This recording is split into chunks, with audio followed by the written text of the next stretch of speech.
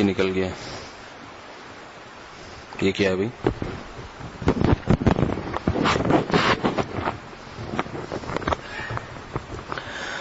ونعوذ باللہ من شرور انفسنا ومن سیئات اعمالنا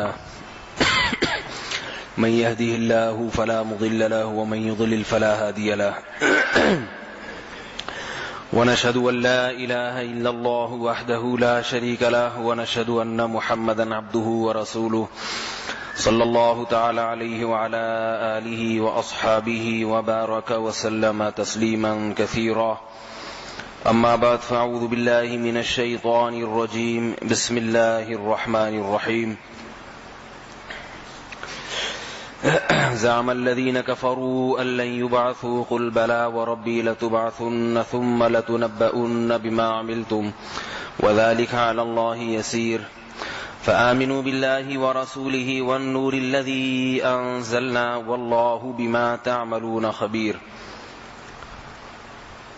سورہ تغابن کی آیت نمبر 7 اور 8.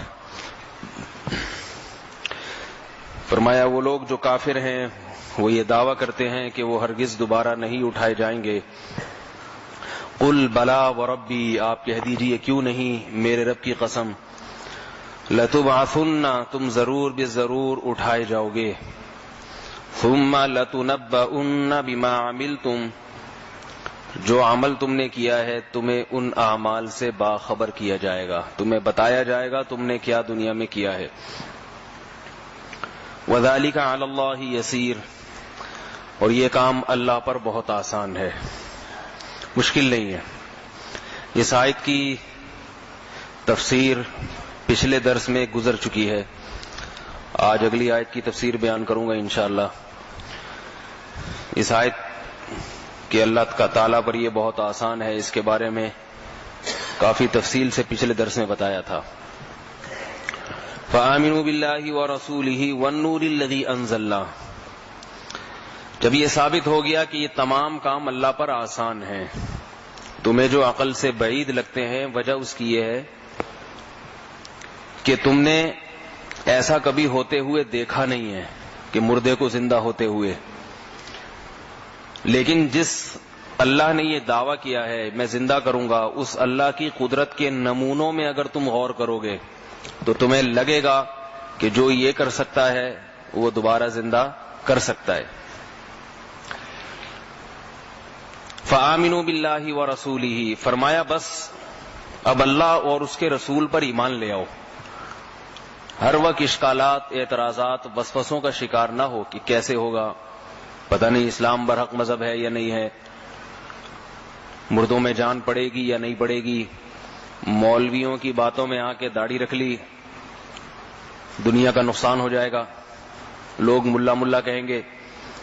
مولویوں کی باتوں میں آ کے بینک کی انشورنس کی ملازمت چھوڑ دی، چوری چکاریاں چھوڑ دی، پیسے کم ہو جائیں گے. مولویوں کی باتوں میں آ کے بد نظری، زنا چھوڑ دیا، لڑکیوں سے ناجائز دوستیاں چھوڑ دی، زندگی کے مزے کرکرے ہو جائیں گے. مولویوں کی باتوں میں آ کے نماز روزوں میں لگ گئے، ڈبو، اسنوکر کلب، پان گٹکے، یہ سب چیزیں. اسنوکر اور پان گٹکے ایک ساتھ لازم ملزوم ہے نا. 3 گھنٹے اسنوکر کلب میں بیٹھ کے وقت برباد کرتے ہیں، کھیل رہے ہوتے ہیں تبے تبے، اور جوئے کھیلتے ہیں. اسنوکر میں آج کل جوئے کھیلے جاتے ہیں، ڈبو، اسنوکر، یہ ساری چیزوں میں جوئے، کیونکہ اس کے بغیر مزہ نہیں ہے. کیونکہ اگر آپ نے پیسے ملا کے کھیلے اور جو جیت گیا، ہارنے والا بھی اتنے ہی پیسے دے گا جتنا جیتنے والا دے گا، تو پھر کس بات کا مزہ، جیتنے کا فائدہ کیا ہوا؟ صرف تھوڑی سی شاباش کے لیے تھوڑی اتنی محنت کرتا ہے کوئی. تو علماء کہتے ہیں یہ جوا ہے چھوڑ دو، تو اس میں بھی علماء ٹانگ اڑاتے ہیں کہ مزہ بھی خراب ہو جائے گا کھیل کود کا. تو انسان کو یہ وسوسے ستاتے ہیں کہ میں اس دنیا کو چھوڑ نہیں سکتا مولویوں کے کہنے پہ. بڑا مشکل کام ہے. دیکھو فرعون جو تھا نا، فرعون، اس کے لیے بہت بڑا مجاہدہ تھا. ہمیں آج دین پہ چلنے کے لیے زیادہ سے زیادہ کیا کرنا ہے؟ شلوار تھوڑی سی ٹخنوں سے اوپر کر لینی ہے. کیا کرنا ہے؟ داڑھی رکھ لینی ہے، نماز پڑھ لینی ہے. ہم سے نہ کوئی حکومت چھینی جا رہی ہے اور نہ کوئی دولت. اگر چھینی بھی جا رہی ہے نا تو تھوڑی سی. آدمی ایک ملازمت چھوڑتا ہے تو اس کا آلٹرنیٹ کوئی دوسرا بھی مل جاتا ہے اس کو. بعض دفعہ تو پہلے سے بھی اچھا مل جاتا ہے اور بعض دفعہ تھوڑا سا کم مل جاتا ہے. آج تک میں نے کوئی ایسا آدمی نہیں دیکھا جس نے حرام آمدن چھوڑی ہو اور بھوکا مرنے لگا ہو. تو ہمارے لیے کوئی اتنی بڑی قربانی نہیں ہے دین پہ چلنا. فرعون کے لیے، قارون کے لیے بہت بڑی قربانی تھی. فرعون کے لیے تو بہت ہی بڑی قربانی، کیونکہ فرعون کو چھوڑنے میں پوری حکومت جا رہی تھی. فرعون اگر چھوڑ دیتا نا تو یہ حکومت کے چھوڑنے میں فرعون کی پوری حکومت. تو وہ بھی یہی کہتا تھا کہ مولویوں کی باتوں میں نہیں آؤں گا. ان ھذا الا اساطیر الاولین. حضرت موسیٰ کی تبلیغ کو کہتا تھا کہ یہ پرانے لوگوں کے افسانے ہیں. شروع سے مذہبی رہنما ہر دور میں ہوتے رہے ہیں اور ان کا کام ہی یہی ہوتا ہے کہ کسی کو سکون سے زندگی گزارنے نہ دینا، ہر ایک کی فیلڈ میں ٹانگ اڑانا. ان ھذا الا اساطیر الاولین، یہ لفظ یاد رہے گا. اسطورہ کہتے ہیں تحریر کو، سطر کو. اسطورہ ما یستر بہ، وہ باتیں جو لکھی جاتی ہیں.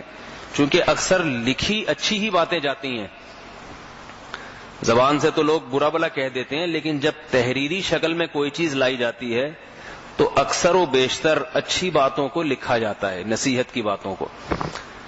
تو جب بھی کوئی نبی آیا اور اس نے اپنی قوم کو دین کی دعوت دی تو اللہ نے قرآن مجید میں فرمایا کہ ہر قوم نے نبی کو کیا طعنہ دیا؟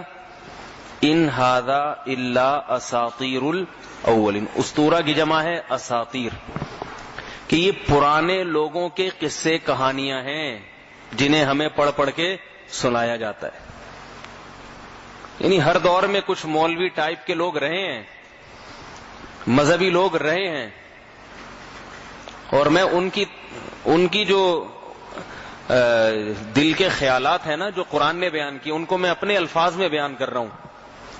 یعنی ان کی جو جذبات تھے، جو ان کے ضمیر میں جو باتیں آتی تھیں، جو وہ کہنا چاہتے تھے، وہ کیا کہتے تھے ہمارے دور کے حساب سے کہ ہر دور میں کچھ نہ کچھ ایسے مولوی رہے ہیں جو کباب میں ہڈی بننے کی کوشش کرتے ہیں، جو ہر کام میں ٹانگ اڑانے کی کوشش، بولو بھائی، کرتے ہیں. یہ سکون سے زندگی گزارنے نہیں دیتے. کیسے کیسے ٹانگ اڑاتے ہیں مولوی لوگ، میں آپ کو واقعات سناؤں. میرے پاس ایک دفعہ کوئی مسئلہ آیا یورپ سے. وہ شخص کیا تھا، اپنی بیوی کو یورپ بلانا چاہتا تھا، تو وہاں دوسری شادی پہ پابندی ہے، یا پتہ نہیں پہلی بیوی تھی اس کی، اس نے اپنے آپ کو وہاں کنوارا شو کیا ہوا تھا. تو اس نے یہ شو کرنا تھا کہ میری بیوی جو تھی میں اس کو طلاق دے چکا ہوں. پتہ نہیں پہلی تھی دوسری، مجھے صحیح یاد نہیں، آپ پہلی فرض کر لیں. یعنی شو یہ کرنا تھا وہاں کی عدالت کے سامنے کہ میں اس کو طلاق دے چکا ہوں. اگر ڈیورس شو کر دیتا کہ ڈیورس ہو چکی ہے اس کو، تو پھر گرل فرینڈ کے ساتھ تو گھومنے پر کوئی پابندی نہیں ہے نا. گرل فرینڈ بنا کے 10 لے آؤ یہاں سے، بلکہ اپنے دوستوں سے بھی کہو اپنی بھی بھیج دو یہاں پہ، کوئی پابندی نہیں ہے. بیوی جو ہے نا وہ اس کے لیے بڑے مسائل ہیں وہاں پہ. تو اس نے اپنی بیوی کو یہاں فون کیا کہ تم ایسا کرو، میں اسٹیمپ پیپر پہ لکھ دوں گا کہ میں نے اس کو طلاق دے دی ہے، تو تم بھی سگنیچر کر دینا، ڈاکومنٹیشن کر کے پھر آ جانا. دل میں یہی ہے کہ میں نہیں دے رہا. تو اس کی بیوی کو تھوڑا سا ڈر لگا کہ بھائی ایسا نہ ہو کہ یہ لکھے تو واقعی ہو ہی نہ جائے کہیں. تو اس نے مجھ سے رابطہ کیا کہ مولوی صاحب میرے شوہر مجھے اس طریقے سے ریٹرن طلاق دینا چاہتے ہیں اور وہ کہہ رہے ہیں کہ میں حقیقت میں نہیں دے رہا، یہ مذاق مذاق میں ہو رہا ہے. صحیح ہے نا، حقیقت میں نہیں دے رہا، مذاق مذاق میں ہو رہا ہے. تو ایسے تو میں نے اس سے کہا طلاق تو مذاق مذاق میں بھی ہو جاتی ہے. طلاق مذاق مذاق میں بھی اگر یوں کہہ دی نا میں تمہیں طلاق دیتا ہوں، انگلش میں دے دی یا اردو میں یا پشتو میں کسی بھی زبان میں، تو طلاق کنسیڈر ہوگی، نافذ ہو جائے گی. تو میں نے کہا البتہ میں آپ کو ایسا طریقہ، ایسا حیلہ، ایسی تدبیر بتاتا ہوں کہ ڈاکومنٹ میں یہ شو بھی ہو جائے کہ طلاق ہو گئی ہے لیکن حقیقت میں نہ ہو. ایسا ایک تدبیر میں بتا دیتا ہوں. اب وہ تدبیر تو جب بھی کوئی ہیلہ تدبیر ہوتی ہے تو وہ تو ذرا پیچیدہ ہوتی ہے نا، اس میں تو کچھ تھوڑا سا پیچیدگیاں ہوتی ہیں. تو اس نے اپنے شوہر کو بتایا کہ بھئی ایسے لکھنے سے تو ہو جائے گی. اس نے کہا تمہیں کس نے بتایا؟ اس نے کہا مولوی صاحب، مفتی صاحب. اس نے کہا میں نے تمہیں پہلے کہا تھا کہ ان مولویوں کے چکر میں نہیں پڑنا. میں نے تمہیں منع کیا تھا. یہ مولویوں شولویوں کے، اگر پنجاب کے تھے تو مولوی شولوی، اور اردو اسپیکنگ ہے تو مولوی وولوی. پنجاب والے لوگ کہتے ہیں کھانا شانا، اور کراچی کے لوگ کہتے ہیں کھانا وانا. کھانا وانا تو کھا لو. تو ایک صاحب ایسے ہی بہت بولتے تھے نا، ہر چیز میں کھانا وانا، پانی وانی. تو کسی نے کہا یہ ہر چیز کے ساتھ وانا وانا کیوں لگاتے ہیں، کھانا وانا پانی وانی؟ تو اس نے کہا ایسی ویسی تو کوئی بات نہیں ہے کہ ہر چیز کے ساتھ میں وانا لگاتا ہوں. ایسی ویسی تو کوئی، ایسی کے ساتھ بھی ویسی لگا دی. تو بہرحال انہوں نے کیا کہا کہ یہ مولویوں شولویوں کے چکر میں یا مولوی وولوی کے چکر میں نہیں پڑو، سیدھا سیدھا جو کہہ رہا ہوں کرو. تو اس خاتون کا پھر فون آیا کہ میرے میاں کہہ رہے ہیں کہ مولویوں شولویوں کے چکر میں نہیں پڑو، لکھ دو، کچھ نہیں ہوتا.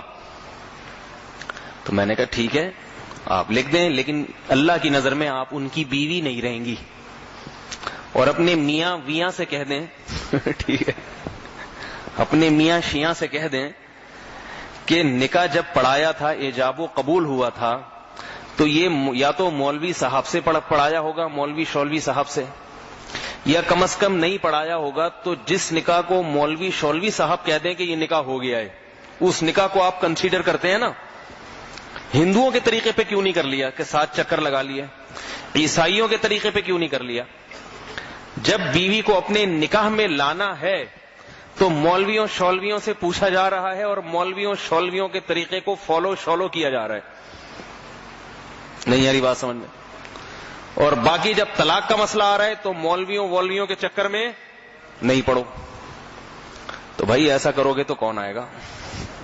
یہ طریقہ تو ویل للمطففین، فرمایا تباہی ہے ان لوگوں کے لیے الذین اذا اکتالوا علی الناس یستوفون، جب لینے کی باری آتی ہے پورا پورا وصول کرتے ہیں. وَإِذَا كَالُوهُمْ أَوْ وَزَنُوهُمْ يُخْسِرُونَ، حق دینے کی باری آتی ہے تو ڈنڈی مارتے ہیں. تو اسی طرح جب مولویوں کو درمیان میں ڈالنے سے اپنا فائدہ ہو تو مولویوں کے چکر میں بھی پڑتے ہیں اور شولویوں کے چکر میں بھی پڑتے ہیں. اور جب مولوی صاحب سے بات کرنے میں، مسئلہ پوچھنے میں اپنا نقصان ہو تو پھر ان مولویوں کے چکر میں نہیں پڑو. تو میں نے ان خاتون سے کہا کہ ان کو کہیں کہ اپنے میاں ویاں کو کہیں کہ آپ وصیت شصیت لکھ دیں کہ میرے مرنے شرنے کے بعد کسی مولوی شولوی سے جنازہ نہ پڑھایا جائے. یہ ٹینشن فری مرنا چاہتا ہوں میں. خام خواہ میں غسل، کفن، شیمپو کا خرچہ، صابن کا خرچہ، بلا وجہ کی ٹینشن ہے. مر جاؤں اٹھا کے قبر میں رکھ دینا، کسی مولوی شولوی کے چکر میں نہیں پڑنا. تو میرے بھائی یہ ہماری قوم کا تصور بنتا جا رہا ہے. ایک اور چھوٹا سا واقعہ سنا دوں. ایک خاتون نے مجھے فون کیا کہ میرے میاں نے 10 سال پہلے، میں نے اپنے میاں سے خلا لیا تھا عدالت سے.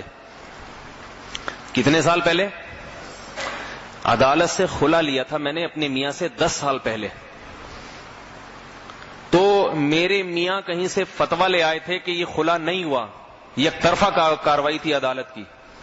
عدالت کا خلا بعض دفعہ تو کنسیڈر ہوتا ہے، شریعت کی نظر میں شمار ہوتا ہے. بعض دفعہ عدالت کا فتویٰ عدالت کا فیصلہ شریعت کے معیار پہ پورا نہیں اترتا، بلکہ اکثر عدالت کا فیصلہ شریعت کے معیار پہ نہیں اترتا. خلا کی یک طرفہ ایسی کاروائی ہوتی ہے جس میں وہ قواعد پورے نہیں ہوتے، تو وہ خلا پوری امت کا اتفاق ہے کہ وہ خلا نافذ نہیں ہوگا. تو ان خاتون نے خلا لے لیا. وہ کہیں سے فتویٰ لے آیا کہ خلا ہو گیا ہے، خلا صحیح نہیں ہے. کسی مولوی صاحب کے پاس گیا ہوگا، انہوں نے بتایا بھائی ایسا نہیں ہوتا. لیکن خاتون نے کہا کہ نہیں، میں مولویوں کے چکر میں نہیں پڑتی. عدالت سے خلا لے لیا. اب وہ کسی آشنا کے ساتھ چاہتی تھی شادی کرنا، اس نے ٹھینگا دکھا دیا.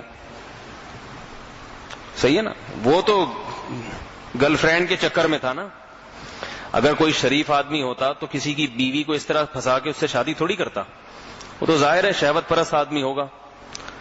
اس کی یہاں بھی نہیں ہوئی. تو 8-10 سال اسی کشمکش میں گزر گئے. 10 سال کے بعد خیال ہوا چلو پرانے والے کے پاس ہی چلتے ہیں.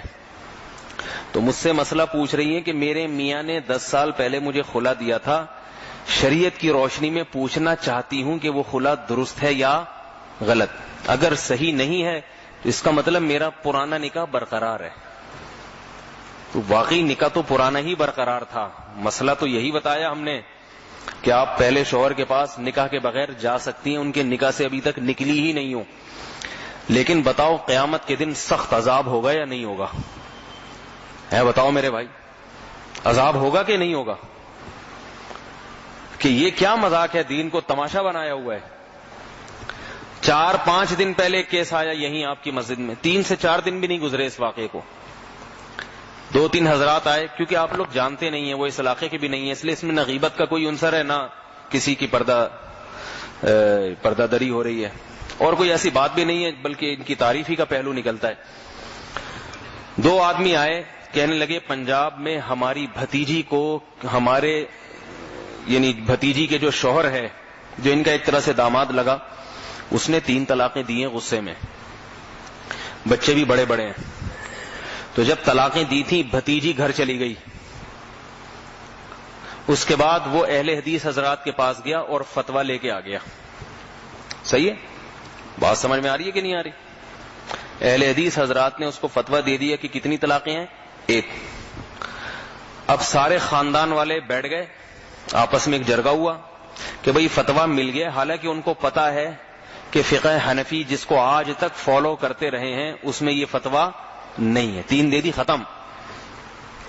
بچے بھی چونکہ بڑے ہو گئے ہیں تو ان بچوں نے بھی کہا کہ بس. اچھا, جب تک فتویٰ نہیں لیا تھا تو وہ سارا خاندان, شوہر بیوی سب یہی سمجھتے رہے کہ طلاقیں ہو گئی ہیں, رونا دھونا ہو, بھئی معاملہ ختم.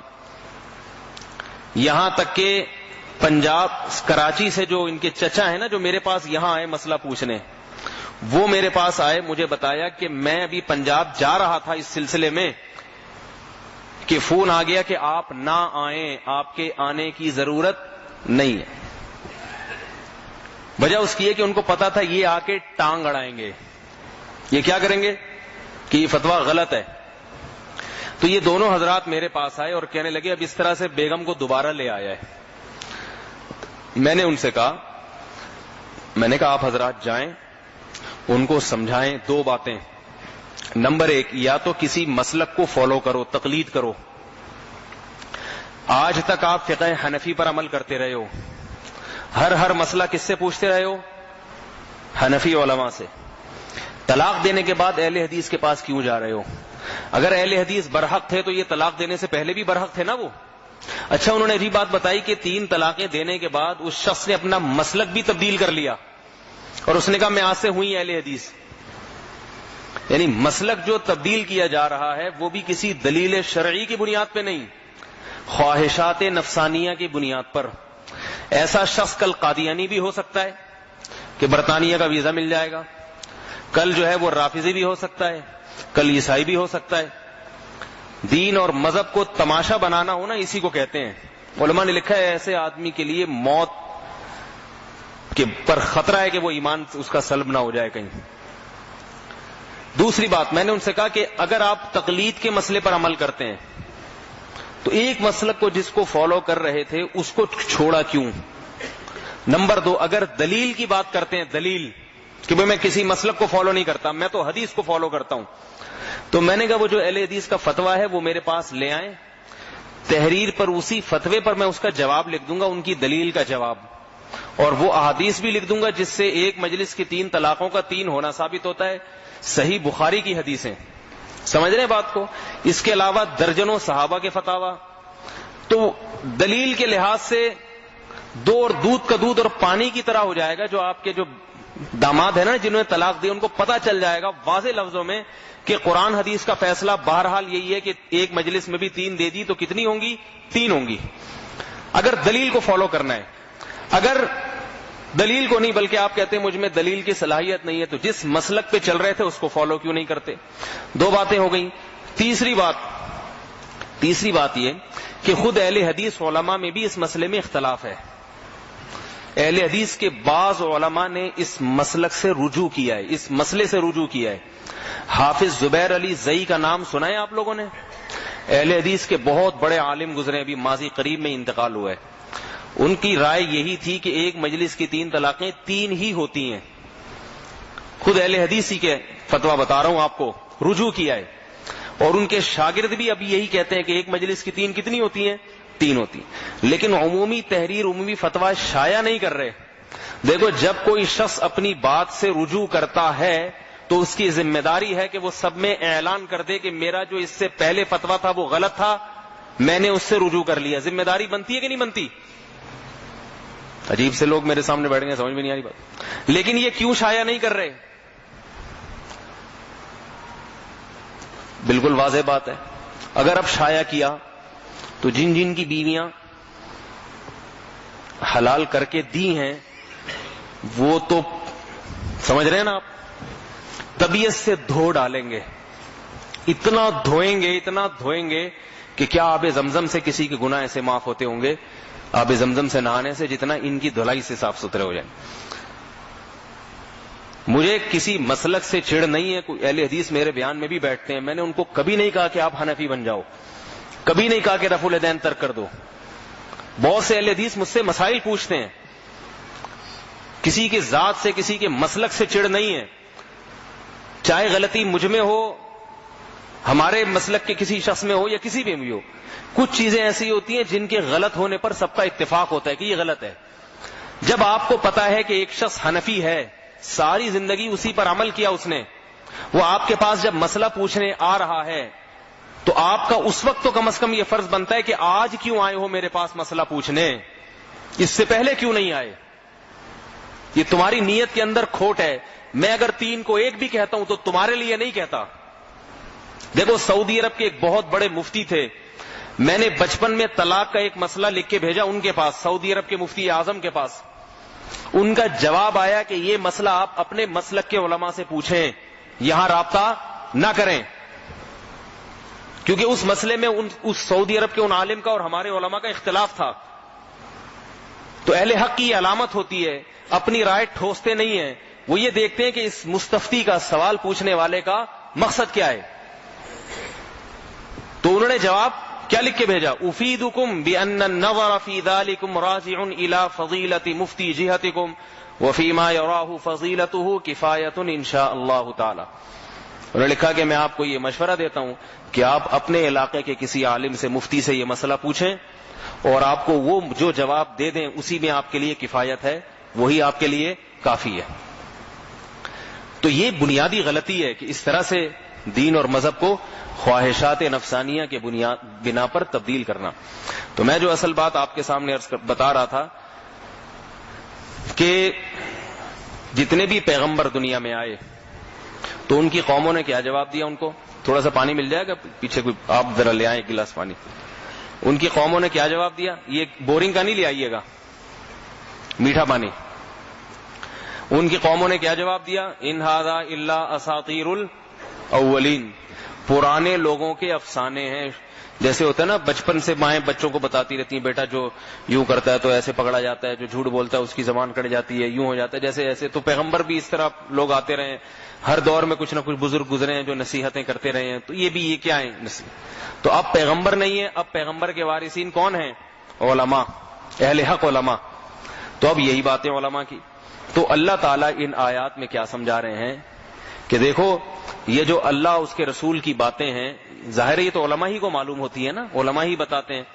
تو اللہ کیا فرما رہے ہیں کہ یہ اعتراضات, یہ اشکالات چھوڑ دو جن کا پچھلے درس میں تفصیلی ذکر ہوا اور ان کے جوابات گزرے, بلکہ کیا کرو؟ آمنو باللہ ورسولہ, اللہ اور اس کے رسول پر ایمان لے آؤ, والنور, اور اس روشنی پر جو ہم نے نازل کی ہے. کیسی پیاری مثال دی ہے قرآن مجید نے. اس کتاب کو, اللہ نے اپنی کتاب کو نور سے تعبیر کیا ہے کہ تمہیں اس کی قدر کرنی چاہیے جیسے اندھیرے میں. دیکھو, اندھیرے میں کوئی شخص سفر کر رہا ہو تو اسے سب سے زیادہ کس چیز کی حاجت ہوتی ہے؟ روشنی کی. اگر سفر نہیں کر رہا نا, سو رہا ہے, پھر تو حاجت نہیں ہے روشنی کی.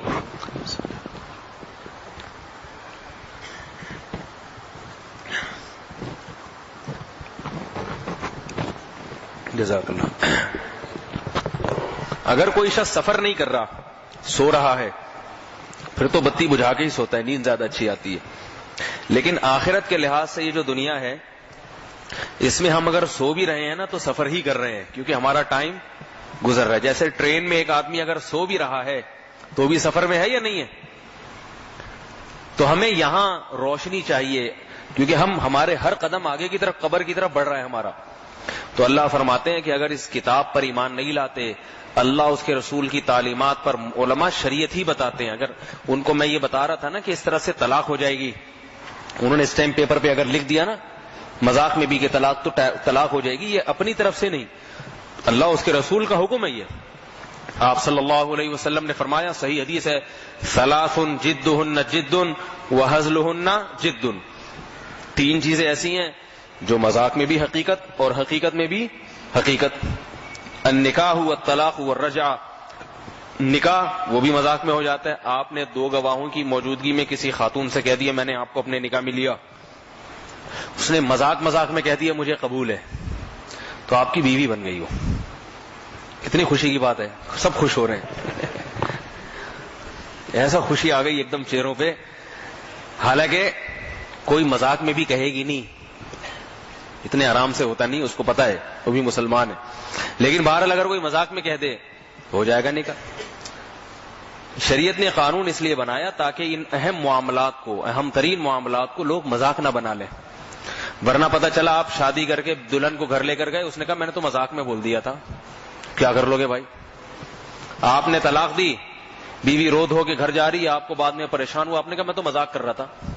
تو شریعت نے کہا زبان سے لفظ نکالو کسی بھی نہیں ہے. مذاق میں کسی کو چاقو مار دو تو لگے گا یا نہیں لگے گا؟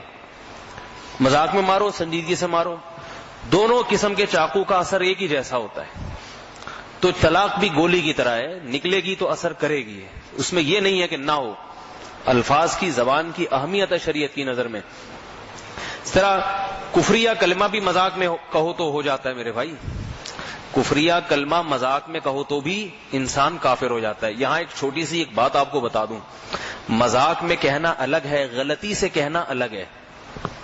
ایک آدمی کی نیت نہیں ہے کفر کی، اس کی زبان لڑکھڑا گئی اور توجہ اس کی کسی اور بات کی طرف، کوئی ایسا کلمہ زبان سے نکل گیا جس کے دو مطلب نکلتے ہیں، تو پھر شریعت کہتی ہے اس کو اچھے مطلب پہ محمول کرو، غلط مطلب پہ نہ لے کے جاؤ. یہ میں اس لیے بتا رہا ہوں کہ ابھی جنید جمشید کا کیس بہت چل رہا ہے آج کل. اس بیچارے کو ایک عبرت کا نشان بنا دیا لوگوں نے. میں اس کی قرآن و حدیث سے آپ کو مثال دیتا ہوں.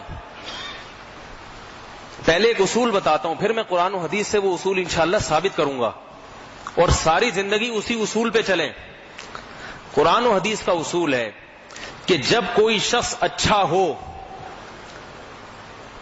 آپ کو معلوم ہے اس کا یہ نظریہ نہیں ہے، اس کی زبان سے اگر کوئی ایسا لفظ نکلے جو بظاہر اس کے نظریے کے خلاف ہو، تو شریعت یہ نہیں کہتی اسے پکڑ کے بیٹھ جاؤ، بلکہ کہتے اس کی الفاظ کی تعویل کرو، اس کا یہ مطلب نہ لو بلکہ دوسرا مطلب لو. سمجھ رہے ہیں بات کو؟ اور اگر ایک آدمی ذاتی طور پہ برا ہے تو پھر اگر وہ اچھی بات کرتا ہے اور اس میں کوئی برائی کا پہلو نکلتا ہے تو اس کو پکڑا جائے گا کہ تم تو ہو ہی برے، تمہارا مقصد برا ہی ہوگا. اس کی مثال ایسے ہے، دیکھو قرآن جو ہے، قرآن مجید، یہ کتاب توحید ہے نا، توحید کی کتاب ہے، جگہ جگہ توحید ہے. اب قرآن کی کوئی ایسی آیت جس سے کوئی ایسا مطلب مراد لیا جائے جس سے شرک کا پہلو نکلتا ہو تو ظاہر ہے وہ مطلب ہم مراد نہیں لیں گے، ہم کہیں گے تو کتاب ہدایت ہے، اس کا تو کام ہی توحید کی اشاعت ہے. اس کی ایک مثال دیتا ہوں آپ کو. قرآن مجید میں جگہ جگہ یہ اللہ نے فرمایا کہ کسی شے کو حلال و حرام کرنا صرف کس کا کام ہے؟ اللہ کا. کسی نبی کو بھی اجازت نہیں ہے کسی حرام کو حلال کر دیں، حلال کو حرام کر دیں. یہ منصب صرف کس کا ہے؟ اللہ کا. جو شخص یہ سمجھتا ہے کہ نبی کو حلال و حرام کا اختیار ہے، وہ شخص دائرہ اسلام سے خارج ہے، کافر ہے. قطعاً اختیار نہیں، اللہ نے کسی نبی کو بھی اختیار نہیں دیا ہے، بلکہ نبی بھی اس کے پابند ہے کہ اللہ نے جو حلال کر دیا اس کو حلال سمجھے، جس کو حرام کر دیا اس کو حرام سمجھے. قرآن میں آتا ہے وہی کہ قل ارائیتم ما جعل اللہ لکم من رزق فجعلتم منہ حلالا وحراما اللہ اذن لکم ام علی اللہ تفترون. مشرکین کیا کرتے تھے؟ بعض چیزوں کے بارے میں کہتے تھے جانوروں کو کہ یہ ہم پہ حرام ہو گئے، ہم نے بت کے نام پہ چھوڑ دیے. بعض کو کہتے تھے کہ یہ حلال ہو گئے. مردار کو بھی حلال سمجھتے تھے. تو اللہ نے فرمایا کہ بتاؤ جو رزق اللہ نے دیا ہے کیا تمہیں یہ کس نے اختیار دے دیا کہ جس کو چاہو اپنی مرضی سے حلال کر دو اور جس کو چاہو اپنی مرضی سے حرام کر دو. اور بتائے کہ جو اللہ کے حلال کو حرام اور حرام کو حلال کرتا ہے وہ در حقیقت اللہ پر بہتان باندھ رہا ہے, جھوٹ باندھ رہا ہے اللہ پر. اسی طرح قرآن مجید میں ایک اور مقام پر آتا ہے یا ایھا النبی لما تحرم ما احل اللہ لک. نبی نے قسم اٹھائی تھی اور کہا کہ آئندہ میں شہد نہیں پیوں گا, شہد مجھ پہ حرام ہے. آپ کا اپنی زوجہ سے کسی بات پہ تھوڑا سا کچھ اونچ نیچ ہو گئی تو آپ صلی اللہ علیہ وسلم نے غصے میں کیا فرمایا, میں خدا کی قسم کبھی شہد پیوں گا ہی نہیں. تو اللہ نے کیا فرمایا, لما تحرم ما احل اللہ لک, اے نبی شہد تو اللہ نے حلال کیا ہے, آپ اس کو کس پر حرام خود پر کیوں حرام کر رہے ہو. تبتغی مرضات ازواجک, بیوی کو خوش کرنے کے لیے, کیونکہ وہ حضرت زینب نے کہا تھا نا کہ آپ کے وہ شہد کی آ رہی ہے, مجھے ہیک سی آ رہی ہے, بو سی آ رہی ہے. تو کیا بیوی کو خوش کرنے کے لیے آپ نے قسم اٹھا لی, اللہ کے حلال کو حرام کر دیا؟ حالانکہ وہاں 100% حرام نہیں کیا, بلکہ یعنی حرام سمجھا نہیں کہ شہد ہر مسلمان پہ حرام کر رہا ہوں, اپنے حق میں ایک پابندی لگا لی کہ میں نہیں پیوں گا, حرام سمجھ کے نہیں. آپ سمجھتے تھے کہ شہد حلال ہی ہے, لیکن معاملہ ایسا ہوگا جیسے حرام چیز کے ساتھ ہوتا ہے, اجتناب ایسے کریں گے جیسے. تو اللہ نے اس چیز کو بھی پسند نہیں کیا کہ آپ کو یہ بھی اختیار نہیں ہے. جب ایک چیز اللہ نے حلال کیا تو اس لیے کہ آپ کھائیں اس کو, تو آپ اس کو کیوں ناجائز کر رہے ہیں اپنے اوپر. اس کا بھی اختیار اللہ نے محمد صلی اللہ علیہ وسلم کو نہیں دیا. لیکن ایک جگہ قرآن میں کیا آتا ہے, یحل لہم الطیبات ویحرم علیہم الخبائث. نبی کی صفت بیان کی ہے کہ یہ پاکیزہ چیزوں کو حلال کر دیں گے اور خبیث چیزوں کو حرام کر دیں گے. وَلِأُحِلَّ لَكُمْ بَعْضَ مَا حُرِّمَ عَلَيْكُمْ. حضرت عیسیٰ علیہ السلام کی صفت قرآن نے بیان کی. جب وہ آئے تو انہوں نے بنی اسرائیل میں بیان کیا کہ دیکھو جو چیزیں تم پر حرام کی گئی تھیں اللہ کی طرف سے, میں ان چیزوں کو حلال, ان میں سے بعض چیزوں کو حلال کرنے کے لیے آیا ہوں. نہیں آ رہی بات سمجھ میں؟ اب فتنہ پرور آدمی جس کا کام ہی کجی ہو, ہر بات میں نیگیٹو پہلو تلاش کرنا ہو, منفی پہلو, بات کا بھتنگڑ بنانا جسے کہتے ہیں, تعمیری کام اس کی سوچ ہی نہیں ہے, تو وہ قرآن کی ان آیتوں کو پکڑ کے بیٹھ جائے گا. ایک طرف تو اللہ کہہ رہے ہیں نبی حلال و حرام نہیں کر سکتے, دوسری طرف اللہ عیسیٰ ابن مریم کی صفت کیا بیان کر رہے ہیں کہ ان کے آنے کا مقصد ہی ہے کہ اللہ نے بنی اسرائیل پر جو بعض چیزیں حرام کر دی نا, جیسے اونٹ کی چربی حرام تھی بنی اسرائیل پر, تو عیسیٰ علیہ السلام کا مقصد یہ کہ وہ اللہ کے حرام کو آ کے کیا کر دیں, حلال کر دیں. اور نبی کے بارے میں, ہمارے نبی کے بارے میں کیا فرمایا کہ ناپاک چیزوں کو تم پر حرام کر دیں گے اور پاکیزہ چیزوں کو حلال کر دیں گے. ایک طرف قرآن کہہ رہا ہے حلال و حرام کرنا کس کا کام, اللہ کا. ایک طرف کہہ رہا ہے عیسیٰ ابن مریم اس چیز کو حلال کریں گے جس کو اللہ نے حرام کیا ہے, ان کے آنے کا مقصد ہی یہی تھا. نہیں آ رہی بات؟ تو جس کی طبیعت میں فتنہ ہوگا وہ اس بات کو اچھالے گا. کیسے اچھالے گا اس کی بھی میں انشاءاللہ آپ کو دلیل دوں گا قرآن مجید سے. پہلے یہ سمجھ لیں آپ, فتنہ ہوگا نا اچھال, جس کی طبیعت میں فتنہ نہیں ہے. جیسے قرآن مجید میں آتا ہے فَأَمَّا الَّذِينَ فِي قُلُوبِهِمْ مَرَضٌ فَيَتَّبِعُونَ مَا تَشَابَهَ مِنْهُ ابْتِغَاءَ الْفِتْنَةِ وَابْتِغَاءَ تَأْوِيلِهِ. بلکہ اس سے بھی زیادہ آیت الحمد للہ الذی انزل علی عبدہ الکتاب ولم یجعل لہ عوجا. اللہ نے اس میں کوئی کجی نہیں رکھی ہے, بالکل واضح بات ہے. لیکن فرمایا کہ جن کی طبیعت میں عوج ہے, ٹیڑھا پن ہے, وہ اس میں ایسی چیزوں کے متلاشی ہوتے ہیں جس سے فتنہ پیدا ہو. سمجھ میں آ رہی ہے بات؟ تو اب جس کی پازیٹیو تھنکنگ ہوگی نا, مثبت سوچ ہوگی, وہ کیا کہے گا کہ بھائی جب جہاں نسبت حلال و حرام کی حضرت عیسیٰ کی طرف یا نبی کی طرف کی ہے تو یہ نسبت مجازی ہے, حقیقی نہیں ہے. کیونکہ اللہ کریں گے تو خود ہی حلال, مگر زبان کس کی ہوگی, یہ حلت کو بیان کس کی زبان سے کریں گے, عیسیٰ ابن مریم کی زبان سے. اس لیے اللہ نے اس حلت کی نسبت مجازن حضرت عیسیٰ کی طرف کر دی ہے. مقصد یہ نہیں ہے کہ حضرت عیسیٰ ہی حلال کریں گے, اس کو کہتے ہیں مجازن. کیونکہ ابر آیت ورنہ لمبی ہو جاتی. اللہ کو معلوم ہے کہ میرا قرآن پڑھنے والے میں اتنی سینس تو ہوگی, اتنی سمجھ تو ہوگی کہ میں جب جگہ جگہ کہہ رہا ہوں کہ حلال و حرام کرنا میرا کام ہے, تو جب میں یہ کہوں گا کہ نبی حلال کریں گے تو یہ سمجھ جائیں گے کہ حلال کرنے کا مقصد ہے حلال ہونے کو بیان کریں گے اپنی زبان سے, خود سے کر نہیں دیں گے. تو ان کے بیان کرنے سے چونکہ وہ چیز حلال ہو جائے گی امت کے لیے, اس لیے گویا کہ یہ خود ہی حلال کر رہے ہیں, حقیقت میں نہیں. کلام میں مبالغہ بلاغت والا کلام وہی ہوتا ہے جو شارٹ کلام ہو. کہتے ہیں نا عقل مند کے لیے اشارے کافی ہیں. میں اس کی اکثر ایک مثال دیتا ہوں کہ آپ سفر کر کے آ رہے ہوں, اب کوئی آپ سے بار بار فون کر رہا ہے, بھائی کیا ہو گیا, آپ کیوں نہیں رہا, آپ فوراً کہتے ہیں بھائی گاڑی پنچر ہو گئی ہے. گاڑی کیا بولتے ہیں آپ, گاڑی پنچر ہو گئی. آپ عقل مند ہوں گے تو سمجھ جائیں گے گاڑی پنچر کا مطلب گاڑی کا ٹائر پنچر ہو گیا ہے. ٹائر کو اس نے شارٹ میں حذف کر دیا ہے, کیونکہ اس کو پتا ہے کہ ساری دنیا سمجھتی ہے کہ پنچر ہونا یہ ٹائر کی صفت تو بن سکتی ہے, گاڑی کی صفت بن ہی نہیں سکتی ہے. لیکن جب وہ آیا تو آپ نے اس کا گریبان پکڑا, گتھم گتھا جھوٹ بولتا ہے میرے سامنے, ایک تو لیٹ پہنچ رہا ہے اوپر سے بہانے کر رہا ہے. وہ کہہ رہا ہے بھائی میں خدا کی قسم گاڑی پنچر ہوگی. گاڑی تو خدا کی قسم پنچر ہو ہی نہیں سکتی, یہیں سے تمہارا جھوٹ پکڑا گیا. نہیں آ رہی بات سمجھ میں؟ تو دلائل کی دنیا میں تو اسے سمجھانا بڑا مشکل ہے, لیکن عقل مند سمجھ جائے گا اس کی تھنکنگ نیگیٹو ہے. سمجھ رہے ہو؟ یہ ہر بات کو بھائی کیوں سمجھ میں نہیں آ رہا, میں ٹی وی میں آ رہا ہوں کیا, ایسے دیکھ رہے ہیں, نہ گردن ہلا رہے ہیں نہ کر رہے ہیں. یہ سوچ بنا لے ہمیشہ, کیونکہ ہمارے ملک میں یہ فتنے بہت, فلانے نے یہ کر دیا, فلانے ایک احتجاج ایک تماشا. انسان دین پہ آنے سے, جنید جمشید کہہ گا نا گانے گاتا تھا اس وقت اچھا تھا, نہ کوئی اعتراض نہ کوئی. اب اللہ رسول کی کچھ باتیں آنا شروع کر دی تو آئندہ کرتے ہوئے بھی تھر تھر کھانپے گا, منہ سے کوئی کچھ نکل نہ جائے, یہ سارے مولوی پکڑ کے کشمبڑ بنا دیں گے. ایک آدمی کا پتہ ہے کہ بھائی وہ اس کے دل میں امی عائشہ کی نفرت نہیں ہے, اہل سنت والجماعت میں سے, تبلیغی جماعت میں سے اس کا تعلق ہے, تو وہ کیوں, اس کو کیا پیسے ملیں گے کہ حضرت عائشہ کی مخالفت کر کے زبان سے بے احتیاطی کی بات نکل گئی. اس پہ زیادہ زیادہ یہ ہونا چاہیے کوئی بڑے بزرگ اس کو لکھ دیں کہ بھائی تھوڑا سا ذرا احتیاط کیا کریں, ایسا لفظ نہ کہیں جس میں ختم ہو گئی بات. اتنا تماشا او لکھ لکھ کے اس کے خلاف انٹرنیٹ پر, یہ پاگل, یہ دار اسلام سے توبہ نہیں کرتا, 400 علماء کے فتوے اس کے خلاف.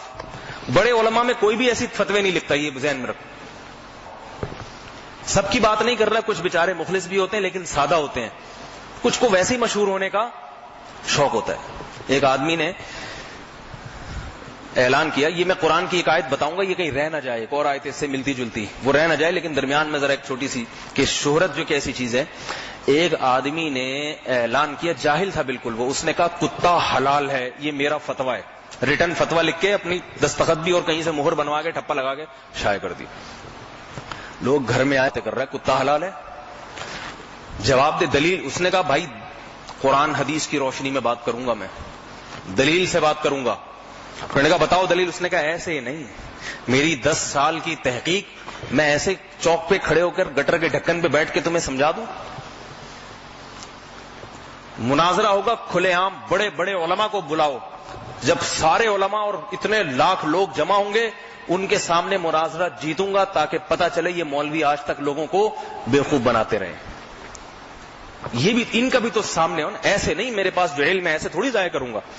لوگ علماء کو آ کے سمجھا رہے ہیں, پاؤں پکڑ رہے ہیں, بھائی حضرت چلیں, کھلے عام دعوت. علماء کیا ہے, بیوقوفوں سے تھوڑی ہم کیوں, ہم اس سے وقت, سب کو پتہ ہے کتا حرام ہے, اس پہ کوئی بحث کی کیا ضرورت ہے حضرت. لیکن وہ تو پھر علماء کو بدنام کر رہے ہیں نا کہ بڑے سے بڑے علامے بھی میرے پاس بیٹھنے کے لیے تیار نہیں ہے.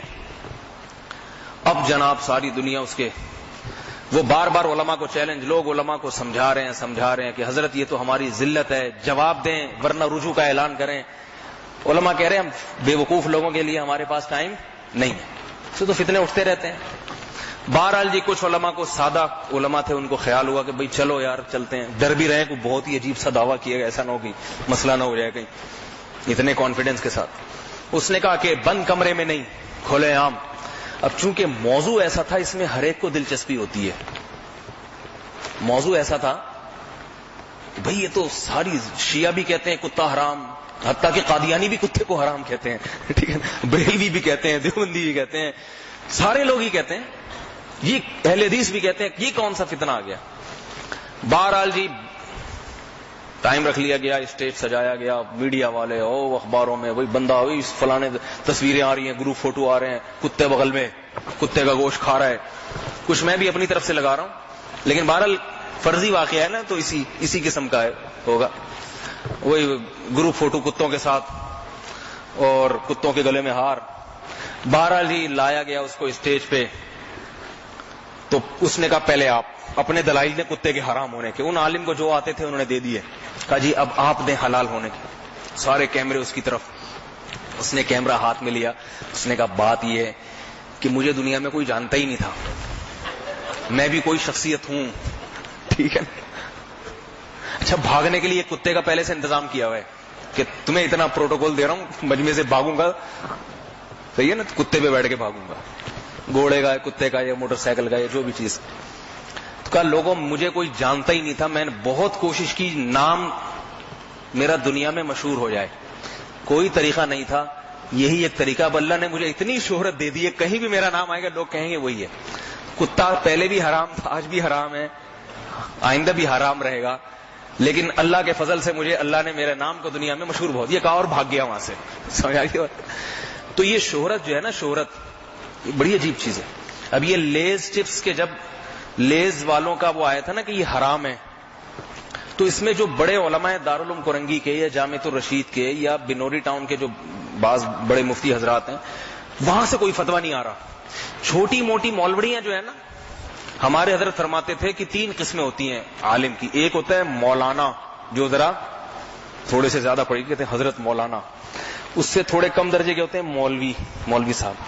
فرماتے تھے کہ اس سے جو اور چھوٹے درجے کے ہوتے ہیں نا, جو بڑے فتنے ہوتے ہیں, وہ ہوتے ہیں مولوی.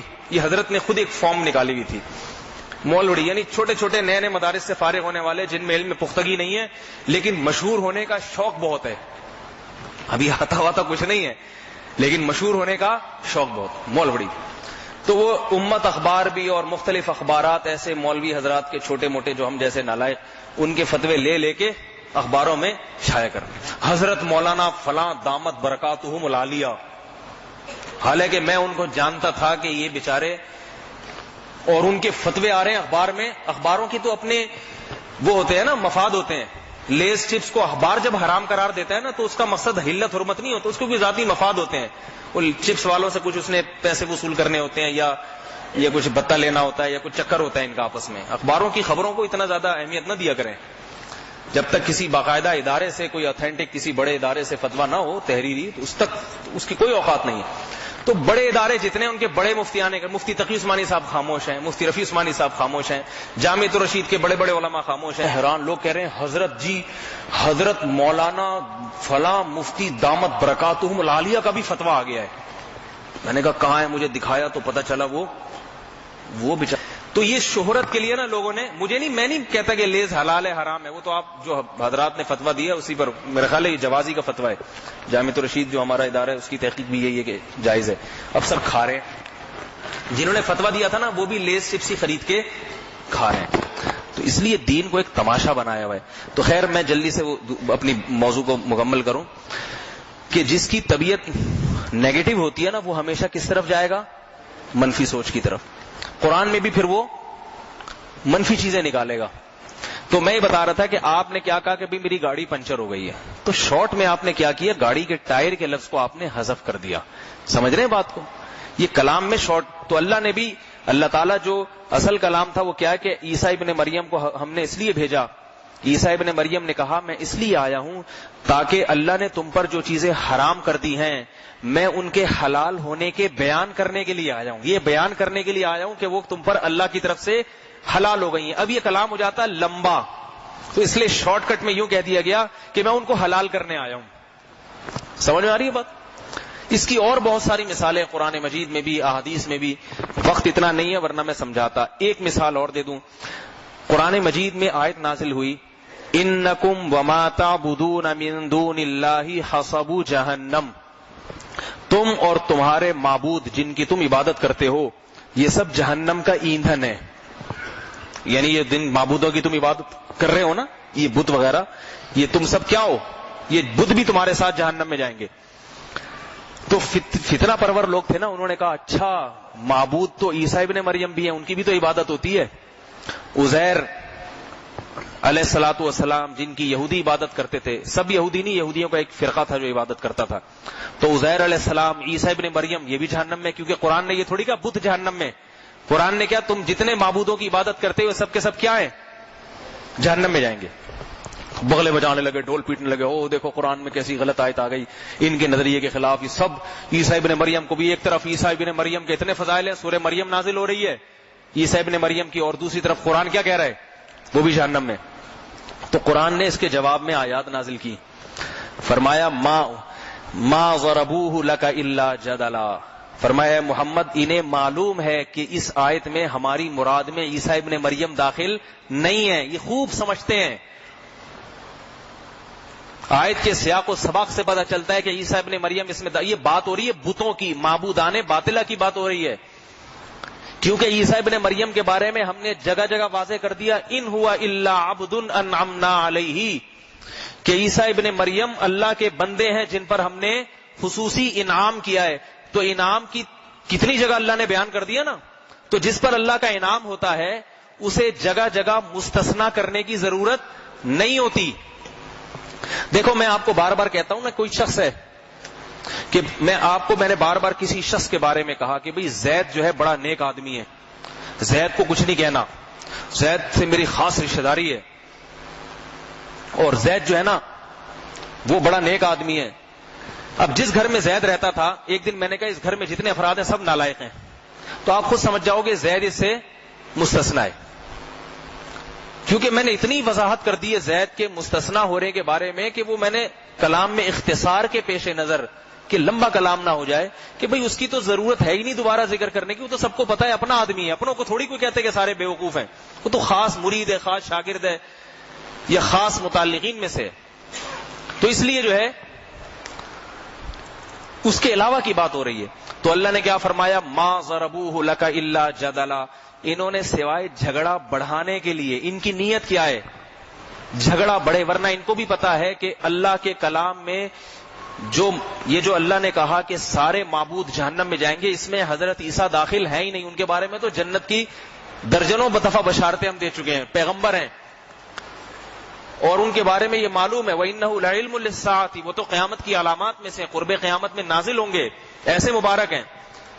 تو اس لیے اللہ تعالیٰ نے نبی صلی اللہ علیہ وسلم کو تسلی دی کہ آپ ان کے اشکالات سن کے پریشان نہ ہوں, بل ہم قوم خصمون, ان کا کام ہی جھگڑے کرنا ہے. دیکھو کیسی تسلی والی آیت, بل ہم قوم خصمون, ان کا کام ہی کیا کرنا ہے, جھگڑے. کیا مطلب, آپ نے ان کے ایک اشکال کا جواب دیا نا, تو آئندہ یہ پھر کسی بات میں کوئی نہ کوئی عیب نکال لیں گے, اس لیے ان کے پیچھے پڑنے کے بجائے اپنے کام میں لگیں, ان کے جوابات دینے کی فکر میں بولو بھائی نہ لگیں, کیونکہ بل ہم قوم, ان کا کام یہی ہے. اب انسان کلام میں اگر اتنا احتیاط برتنا شروع کر دے نا, پورے ناپ تول کے, پھر تو کوئی بات ہی نہیں کر سکتا, وہ کوئی بات ہی نہیں کر سکتا. تو اتنے لمبے لمبے نوٹس لکھے گا اپنی دکان میں. وہ کسی نے بتایا نا کہ واقعہ ہے کہ ایک آدمی نے کی دکان تھی, پتہ نہیں وہ انڈوں کی دکان تھی یا کس کی دکان تھی, تو اس نے لکھ دیا یہاں انڈے ملتے ہیں. تو اس کو خیال ہوا انڈے ملتے ہیں تو کوئی یہ نہ سمجھے کہ فری میں ملتے ہیں. تو اس نے پھر, بلکہ پہلے اس کو خیال آیا کہ انڈے ملتے ہیں, یہ کوئی غیر شائستہ سی اردو ہے, ذرا ادبی اردو ہونی چاہیے. تو اس کو پھر بورڈ ہٹا کے اس نے لکھا ہوا یہاں انڈے دستیاب ہیں. کسی نے کہا کہ یار انڈوں سے کیا سمجھ میں آئے گا کہ کس کے انڈے, مرغی کے انڈے, بطخ کے انڈے. اب پاگل آدمی تو یہی باتیں کرے, عقل مند کو پتا ہے کہ جب عام انڈے ہوتے ہیں تو مراد مرغی کے انڈے ہی ہوتے ہیں. تو اس کو کیا لیں گے, نہیں یار یہاں واضح ہونا چاہیے, تو لکھ دیا یہاں مرغی کے انڈے ملتے ہیں, مرغی کے انڈے دستیاب ہیں. اب خیال ہوا کہ دستیاب ایسا کوئی یہ سمجھ سکتا ہے کہ فری میں مل رہے ہیں, ہے بھائی. تو پھر چینج کروا کے لکھایا کہ یہاں مرغی کے انڈے فروخت ہوتے ہیں. اب خیال ہوا فروخت ہونے سے یہ واضح نہیں ہوگا کہ میں فروخت کرتا ہوں یا کوئی دوسرا ادھر آ کے فروخت کرے. فروخت کرنے کا لفظ تو خریدنے پہ بھی ہوتا ہے نا, کہ فروخت ہوتے ہیں, یعنی آپ آئیں فروخت کریں ہم خریدیں گے. تو پھر اس کو کیا کر رہا ہے, یہاں مرغی کے انڈے میں فروخت کرتا ہوں, یہاں مرغی کے انڈے میں فروخت. بھئی وضاحت ہونی چاہیے نا, بات کلیئر ہونی چاہیے, گول مول باتیں اسلام میں جائز نہیں ہے. یہاں مرغی کے انڈے میں فروخت کرتا ہوں. اب خیال ہے کہ یہ تو پریزنٹ انڈیفینٹ ٹینس بن گیا, کنٹینیو کی طرح کا کرتا ہوں, کہ مطلب سارا دن یہی کام رہتا ہے میرا. اس سے تو کیا لوگ سمجھ, کوئی 12 بجے آئے گا اور میں نے انڈے لے کے نہیں بیٹھا ہوا تو اگلا کیا کہے گا کہ آپ نے لکھا ہے میں کرتا ہوں, تو اس سے تو یہی ظاہر ہوتا ہے کہ ہر وقت کرتے ہیں. تو پھر یہاں صبح 8 بجے سے لے کے رات 8 بجے تک میں مرغی کے انڈے فروخت کرتا ہوں. اب سوال آیا, مرغی کی 2 قسمیں ہیں, ہو سکتا ہے کوئی دیسی انڈوں کے چکر میں ادھر آئے اور میں فارمی دوں تو میری ٹھکائی لگائے کہ تو نے لکھا تو مطلق انڈے ہیں, اور ہم اتنی دور سے انڈا موڑ سے سفر کر کے آ رہے ہیں تیرے پاس, انڈا موڑ چھوڑ کے تیرے پاس انڈے لینے کے لیے آ رہے ہیں ہم, اس لالچ میں کہ مطلق انڈوں میں دیسی بھی شامل ہیں, تو ایسا نہ یہ انڈے اٹھا کے میرے سر پہ مار دے. تو لہذا اب یہ بھی لکھو کہ یہ فارمی ہوتے ہیں. تو یہاں فارمی انڈے صبح 8 بجے سے رات 8 بجے تک میں فروخت کرتا ہوں. اب سوال ہوا کہ فروخت کرتا ہوں, اس سے متبادر ہوتے مارکیٹ ریٹ پہ ہی فروخت کرتا ہوں نا, لیکن کوئی یہ سمجھ سکتا ہے, ہو سکتا ہے کوئی سستے ریٹ پہ فروخت ہو رہے ہوں اور اس سستے کے چکر میں آئے, تو قیمت بھی ڈیفائن ہونی چاہیے. لوگ کہہ رہے چھوڑ دے اس سے تو انڈے نہیں بیچے گا, جتنا تیرا وقت اس کے کریکشن میں لگ رہا ہے نا, اس کی تصحیح میں سائن بورڈ کی, اتنی دیر میں تو 3 درجن انڈے بیچ چکا ہوتا, بلکہ اس سے بھی زیادہ. وہ کہہ رہے ہیں نہیں بھائی, کوئی اگر اعتراض کرے گا تو میرے پاس اس کا جواب تو ہے نہیں.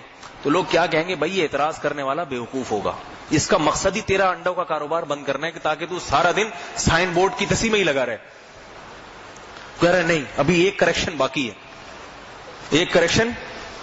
میں یہاں صبح 8 سے رات 8 بجے تک مرغی کے انڈے مارکیٹ ریٹ پر فروخت کرتا ہوں. پھر ایک اشکال ہو جائے گا کہ مارکیٹ ریٹ تو روزانہ بدلتے ہیں, تو جس دن سائن بورڈ لگایا ہے اس دن کے مارکیٹ ریٹ کے حساب سے کوئی آئے بولے یہ تو آپ کی نیت تو اس دن کا مارکیٹ ریٹ تھا نا, جو روز بدلتے ہیں وہ بھی تو میں یہاں مرغی کے انڈے اس مارکیٹ ریٹ پہ صبح 8 سے رات 8 بجے تک فروخت کرتا ہوں, جو ریٹ اس دن کے ہوں جس دن جو بندہ انڈے خریدنے کے لیے آ رہا ہے. بیچ لے گا انڈے تو جو بھی دین کی خدمت میں لگا ہوا ہے نا, اس پر ایسے اعتراضات ہوتے رہتے ہیں, اس کے بیانوں میں لوگ کیڑے نکالتے رہتے ہیں. اب اس سے یہ نہیں ہو سکتا کہ وہ ایسی غلطیاں چھوڑ دے, کتنا ہی کر لے پھر بھی غلطی ہوتی ہے انسان سے. اس کا حل یہ کہ جو اعتراض کرنے والے ہیں ان کو لفٹ ہی نہ کرائی جائے, بولے کرتے رہو اپنے کام میں لگے ہوئے. ہمارے اکابر کا یہی طریقہ رہا ہے. میرے اوپر پتہ نہیں کہ لوگ آگے کیا کہ آپ نے اس دن بیان میں یوں میں بول دیا جو بولنا تھا. ہم مسلمان ہیں, لا الہ الا اللہ پڑھتے ہیں, صحابہ سے محبت بھی کرتے ہیں, سمجھ آ رہی بات, کوشش کرتے ہیں آپ سے زیادہ محبت کریں. باقی الفاظ میں تھوڑا بہت انسان ہے بھائی وہ. تو اس لیے جنید جمشید کی باتوں کو بھی لوگ اچھال کے نا پتہ نہیں کیا کچمبڑ بنا دیا اس کا بیچارے کا. ایسی جی معافی کا کلپ بھی شائع کر دیا تو اچھی بات ہے, معافی کا کلپ آ جائے تو اور اچھی بات ہے. لیکن بات میں نے مجھے جو سنی ہے وہ کوئی ایسی بات نہیں تھی, اس میں کوئی اس کا مقصد حضرت عائشہ کی توہین نہیں تھا. لیکن بہرحال کہ انسان بہرحال بے احتیاطی. تو میں یہ بتا رہا ہوں جس کے بارے میں آپ کو پتا ہے کہ اس کا نظریہ نہیں ہے, اس سے اگر ایسا کلام ہو, جس کا نظریہ ہی صحابہ کا بغض ہو, عداوت ہو, اس کی ایسی باتوں کو پکڑا جائے گا, اس لیے کہ اس کی کلام میں تعویل نہیں ہو سکتی, اس لیے کہ اس کا تو نظریہ سارا دن وہ کام ہی یہی کرتا ہے, اسی نظریے کی اشاعت کرتا ہے, پھر اس کی ہم تعویل نہیں کریں گے. اس کی میں نے آپ کو مثال دی, اور بہت ساری مثالیں ہیں. میں یہ آیت کو جلدی سے اس کا ترجمہ کر کے مکمل کرتا ہوں, پھر انشاءاللہ اگلے درس میں اس پر تفصیلی بات کروں گا. فرمایا فآمنوا باللہ ورسولہ والنور الذی انزلنا. فرمایا یہ نور ہے, اندھیرے میں روشنی ہے, جو اللہ اس کے رسول کی تعلیمات جو تمہیں علماء بتاتے ہیں, یہ اندھیرے میں روشنی ہے. تو اندھیرے میں سفر کرنے والے کو سب سے زیادہ روشنی کی ضرورت ہوتی ہے, لہذا اس روشنی کی قدر کرو, اس روشنی کو حاصل کرنے کی کوشش کرو. اس سے کیا ہوگا, جیسے روشنی میں صحیح راستہ نظر آ جاتا ہے تو تمہیں بھی جب علماء سے، اہل حق علماء سے رابطہ رکھو گے، شریعت کے مسائل ان سے پوچھو گے، اللہ اس کے رسول کی باتیں پوچھو گے، تو تمہیں حق اور باطل میں فرق سمجھ میں آنا شروع ہو جائے گا. پھر تمہیں یہ پتا ہوگا کہ میرا قدم سیدھی جانب چل رہا ہے، غلط طرف میرے قدم نہیں چل رہے. ورنہ ساری زندگی انسان کو یہی نہیں پتا چلتا کہ میرا لائف سٹائل صحیح بھی ہے یا غلط ہے. جب تک جوان ہوتا ہے خواہشات کا غلبہ ہوتا ہے، وہ خواہشات کی تکمیل کو سب کچھ سمجھتا ہے. لیکن جیسے جیسے بڑھاپا آنا شروع ہوتا ہے تو اسے احساس ہوتا ہے کہ میں نے جوانی برباد کی ہے. وہ مزے پھر بڑھاپے میں نہیں ملتے اس کو. اس لیے کہتے ہیں کہ دیندار لوگوں کا بڑھاپا بہت اچھا ہوتا ہے اور بے دین کا بڑھاپا بہت برا ہوتا ہے. لوگ گوروں پہ، انگریزوں پہ رش کرتے ہیں نا، کیسے جوان اور نائٹ کلبوں میں ناچتے ہیں، شرابیں پیتے ہیں، تو جا کے کبھی ان کے بوڑھوں کو بھی دیکھ لیا کرو. ان کو دیکھو کون سا بوڑھا نائٹ کلب میں ناچ رہا ہے. رالیں ٹپک رہی ہوتی ہیں، کوئی صاف کرنے والا نہیں ہے. کیونکہ جو اس طرح عیاشی میں زندگی گزارے گا اس کی اولاد تھوڑی بڑھاپے میں اس کی خدمت کرے گی. اولاد بھی کہے گی ابا ہمارے پاس ٹائم نہیں ہے، آپ نے جو خر مستیاں کی ہیں نا جوانی میں ہمیں کرنے دیں. بوڑھے ابا کو گھر میں رکھنا، اس کی خدمت کرنا آسان کام تھوڑی ہے، اس کے تو بڑا حوصلہ چاہیے. تو جس کو جنت کی فکر ہو وہی یہ کام کرے گا. جس کو لڑکیوں کے چسکے لگ گئے، شراب کے چسکے اور نائٹ کلبوں میں ناچنے کے چسکے، وہ تو بوڑھے باپ کو بوجھ سمجھے گا. بھائی وہ کہے گا پیسے رکھ کے ایک نوکر رکھ لو ابا، میں پیسے دے دیا کروں گا. ٹائم نہیں دیا جاتا مجھ سے، ٹائم نہیں دی. میں اس نوکر کلب میں بیٹھنا ہے، گٹکا کھانا ہے وہاں بیٹھ کے، جوا کھیلنا ہے، لڑکوں کی مستیاں ہیں. تو پرانے زمانے کے لوگ، ایسے لوگ آج بھی بعض لوگ موجود ہیں. میں دیکھتا ہوں کہ باپ کو لقوا ہوا ہے. میں ایک نوجوان سے مل کے آیا، اس کے والد کو میں نے دیکھا 8 سال سے بستر پہ ہیں. 8 سال سے والد ہاتھ باندھے ہوئے ان کے، کیونکہ درد سے نا تکلیف سے ہلتے ہیں بہت. بستر ہی پہ قضائے حاجت، بستر ہی پہ کھانا پینا، بیٹا خدمت کر رہا ہے. 8 سال ہو گئے جوان بیٹے کے. میں گیا ملنے کے لیے تو وہ بیٹا ذرا بھی پریشان نہیں کہ میرے ابا مجھ پہ بوجھ بنے ہوئے ہیں. بعض لوگ کہتے ہیں نا دعا کرو اللہ ان کو اٹھا لے. نہ کوئٹہ کے ہیں، بڑے کہہ رہے بس اللہ کسی سے بھائی ہمارے لیے، مجھے خود کہہ رہے یار اگر مجھے اس پہ جنت مل جائے تو مجھے اور کیا چاہیے، اس پہ جنت مل جائے تو اور کیا چاہیے. تو والد صاحب بھی کیونکہ دیندار ہیں، تبلیغ میں زندگی گزری ان کی، تو بچوں کو بھی دین کی لائن پہ لگایا. پورے دیندار بچے بھی نہیں ہیں، لیکن یہ کہ تھوڑا سا کچھ فکر تو آ گئی نا. یہ تھوڑے سے دیندار پہ یہ حال ہے، پورے ہوتے تو کتنی اچھی حالت ہوتی. 8 سال سے خدمت کر رہا ہے بیٹا اور ذرا بھی اس کی پیشانی پہ بل نہیں ہے کہ یار میں تنگ آ گیا. کہہ رہا یہ خوشی سے کرتا ہوں. تو جس کو نائٹ کلبوں کے چسکے لگے وہ تھوڑی یہ کام کرے گا. بڑھاپے میں پڑے رہو، کوئی پوچھنے والا نہیں ہے. زیادہ زیادہ کہیں سے اب تو یہاں تک نوبت آ گئی ہے. دیکھو میرے بھائی، ایک آخری بات کر کے بات ختم کرتا ہوں. دیکھو ہم مسلمان ہیں، غیروں کے کلچر کو کبھی قبول نہیں کرو. یہ بہت بڑی بدبختی کی بات ہے کہ باپ مر جائے اور آپ غسل دینے کے لیے عیدی سینٹر بھیجو اس کو. مجھے تو یہ سن کے کانپنے لگتا ہوں میں. کتنا بڑا جرم ہے یہ، کتنا بڑا جرم ہے. باپ کے جسم پہ ہاتھ لگاتے ہوئے گھن آ رہی ہے ان کو. ساری زندگی تمہیں سینے پہ بٹھا کے کھلایا اس نے. بچپن میں کیسا سینے پہ بٹھا کے، کندھوں پہ بٹھا کے گھماتا ہے. راتوں کو 12 بجے ہسپتال لے کے پہنچ رہا ہے، فکر دعائیں کروا رہا ہے مولوی صاحب کے پاس آگے میرا بیٹا. اس کی اتنی فکر، اس کے لیے غیرت اتنی، اس پہ کوئی ذرا سا ٹیڑھی آنکھ سے دیکھ لے تو اس کی آنکھیں باہر نکال دیتا ہے. وہی باپ آج مر گیا تو یہ ٹینشن کہ چھوڑو غسل کون دے گا، اس کے کپڑے اتار کے جسم پہ. یہ عیدی سینٹر والے کو پیسے دے دو، اتنے روپے لگیں گے، کام فری، یعنی اتنے پیسوں میں ہو کے آ جائے گا. بہت ہی گھٹیا حرکت ہے، بہت ہی گھٹیا حرکت ہے. مجھے سمجھ میں نہیں آتا کہ لوگ یہ کیسے کر لیتے ہیں. بھائی مر گئے ہیں، اب کیا آپ تو آخری خدمت رہ گئی ہے. بیمار تھے تو چلو آپ کو ٹینشن ہو رہی تھی کہ 2 سال 3 سال ہو گئے ابا کو فالج، ہم سے خدمت نہیں ہو رہی، چھوڑ کے بھاگ گئے. اب تو مر گیا ہے بیچارہ، تھوڑے دیر کے آپ کے پاس ہے، قبر میں جانے والا ہے مٹی ڈال کے، تو اب پھر تو کوئی ساری زندگی خدمت کر ہی نہیں سکتے. اب تو کر لو، کم از کم اسے اپنی باہوں میں بٹھا کے اس کو پانی تو نہلا تو دو. بولو ابا کچھ نہیں کر سکا، اب یہ آخری خدمت آپ کو ایک دفعہ نہلانا رہ گیا، یہ میں کر رہا ہوں. دیکھو بعض دفعہ میاں بیوی میں طلاق ہو جاتی ہے تو باپ بچوں کی پوٹیاں بھی صاف کرتا ہے. پھر وہ چھوڑتا نہیں ہے ایسے اپنے بچے کو، سب کچھ کرے گا وہ سارے کام جو ماں کر رہی ہے. اس کو پتہ ہے میری اولاد ہے، میں چھوڑ نہیں سکتا اس کو. وہ سارے کام جو ماں کرتی ہے نا، بچوں کی پخانے صاف کرنا اس کے پیچھے، وہ سارے کام باپ کرتا. میں نے دیکھا ہے اپنی آنکھوں سے، چھوڑتا کوئی نہیں ہے. اب بڑھاپے میں آپ اس کو چھوڑ کے جا رہے ہو اور مر گیا عیدی سینٹر کے, وہیں سے کہتے ہیں کہ ہسپتال سے گھر نہ آئے, سیدھا عیدی سینٹر لے جاؤ. جب دفنانے کا ٹائم آ گیا نا تو ایک چکر فارمیلٹی پوری کرنے کے لیے, رونمائی جو ہوتی ہے دکھائی, وہ فارمیلٹی پوری کرنے کے لیے لائیں گے. پھر قبرستان لے کے جاتے ہیں, وہاں بھی یہ حال. بس ایک تھوڑا سا کندھا دینا رہ گیا ہلکا سا, ایک فارمیلٹی پوری کرنے کے لیے ایک تھوڑا تھوڑا کندھا میں بھی دے دوں, یہ بھی غنیمت ہے. ورنہ لگ رہا ہے کہ یہ رسم بھی تھوڑے دنوں میں ختم ہو جائے گی کہ میں کندھا کیوں دوں, جب ملازم 4 آدمی مزدور بلائے ہوئے, میں نے پیسے دے کے ابا کی جنازے کو کندھا دینے کے لیے, تو مجھے کیا ضرورت ہے کندھا دینے کی. یہ دلیل دیں گے لوگ مستقبل میں, مجھے کیا ضرورت, تھوڑا سا بس کندھے کی رسم. پھر قبر پہ جاتے ہیں, وہاں ایسے ہاتھ باندھ کے کھڑے ہو جاتے ہیں. وہ گورکن کو چونکہ پیسے دیے ہوئے نا, تم سارا کام کرو, ہم کھڑے ہو کے دیکھ رہے ہیں. خدا کے بندو, اس مٹی سے نفرت نہ کرو, یہ تمہارا بھائی ہے, یہ تمہاری ماں ہے, یہ تمہارا باپ ہے. آج یہ مٹی میں جا رہا ہے, اسے کیچڑ میں ہاتھ لگاؤ, گھن نہ کرو اس سے. میں یہاں جب کسی کے دفنانے جاتا ہوں نا تو دیکھا ہوگا تھوڑا بہت کوشش کرتا ہوں کیچڑ میں ہاتھ ہمارے بھی لگ جائیں. لوگ سمجھتے ہیں شاید مولوی صاحب کو کسی نے پیسے دیے ہوئے دفنانے کے. اس لیے کرتا ہوں کہ میرا اس سے رشتہ نہیں ہے, بیٹوں کو تھوڑی سی غیرت آئے کہ یار ہمارا باپ ہے, ہم اس کو کیچڑ تو لگا دیں وہ پتھروں کے اوپر. نہ پتھر اٹھائیں گے, نہ مٹی پھینکنے کی ایک فارمیلٹی پی. وہ 3 دفعہ جو مٹی پھینکی جاتی ہے نا, کسی نے بتایا ہے کہ سنت ہے 3 مٹھیاں پھینکنا, وہ ایک فارمیلٹی منہا خلقناکم وفیہا نعیدکم ومنہا نخرجکم تارۃ اخری. بس یوں کر کے ہاتھ جھاڑ کے کھڑے ہو گئے. اس کو اپنے ہاتھوں سے دفناؤ, تھوڑا سا گندے ہو جاؤ, میلے ہو جاؤ, کوئی ڈسٹ الرجی جن کو ہے کچھ نہیں ہوگا, کچھ نہیں ہوتا اتنی سی مٹی سے. تھوڑا سا مٹی سے محبت بھی ہونی چاہیے انسان کو.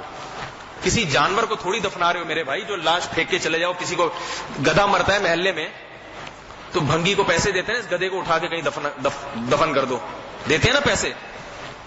باپ مر گیا, اس کے ساتھ بھی یہی سلوک ہو رہا ہے. تو باپ میں اور جانور میں فرق کیا ہو گیا؟ اس کو اپنے ہاتھوں سے قبر میں اتاریں. گورکن سے کہیں کہ آپ کو پورے پیسے مل جائیں گے, آپ ذرا وہاں بیٹھیں, آرام سے بیٹھیں, ہمیں خدمت کرنے دیں. پھر اس پہ قبر پہ پتھر خود رکھیں. سمجھ میں آ رہی ہے بات؟ پھر پانی اور گارا خود بنائیں. یہ نہیں ہو رہا, عادت نہیں ہے, تو چلو گارا اس سے گورکن سے بنوا لیا کہ یار ہمیں آتا نہیں ہے بنانا, آپ بنا.